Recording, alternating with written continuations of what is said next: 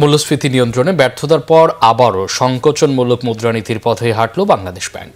আগের নীতি সুধার 10% বহাল রাখলেন কেন্দ্রীয় ব্যাংকের governor doctor Ahsan H Mansur. Arfin শাওনের রিপোর্ট।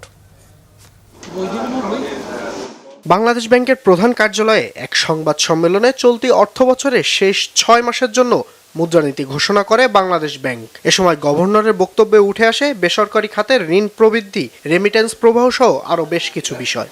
এবার আমরা এটা কমিয়ে 7.5 করছি। Governor doctor Ahsan H Mansur জানান, ব্যাংক থেকে সরকারের ঋণের পরিমাণ বাড়ায় চাপে পড়েছে বেসরকারি খাতের ঋণ প্রবৃদ্ধি।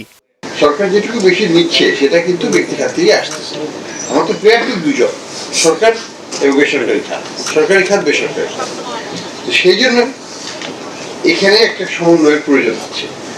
সরকার যদি আরো বেশি নিতে থাকে তাহলে মনিটারি ম্যানেজমেন্টটা ডিফিকাল্ট হবে, স্ট্রেসটা বাড়বে, ইন্টারেস্ট রেট কমবে না।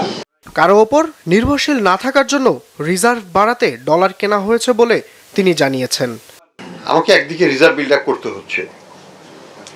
রিজার্ভ বিল্ড আপ করতে গেলে আমি $4.5 বিলিয়ন কিনলাম বাজার থেকে, তাই কত মানে 6 মাসের মতো 4.5 সামথিং।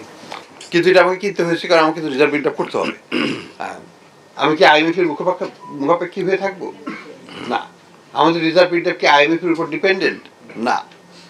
আমরা কিন্তু আইএমএফ কে ছাড়াই করতে পারছি এবং ব্যাপকভাবে করতে পারছি। আইএমএফ এর টাকা আসলেও যেটুকু হতো আইএমএফ এর প্রোগ্রাম অনুযায়ী তার চাইতে আমরা বেশি করেছি।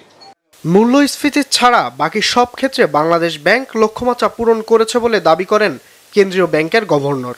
পরবর্তীতে নির্বাচিত সরকারকে ব্যাংক খাতের সংস্কার নিয়ে তৎপর থাকার পরামর্শ দিয়েছেন। আমরা অন্য সবগুলো অ্যাচিভ করেছি, একটা হয়তো পুরোপুরিভাবে পারিনি, আংশিকভাবে পেরেছি। আরফিন শাওন, বাংলা ভিশন, ঢাকা।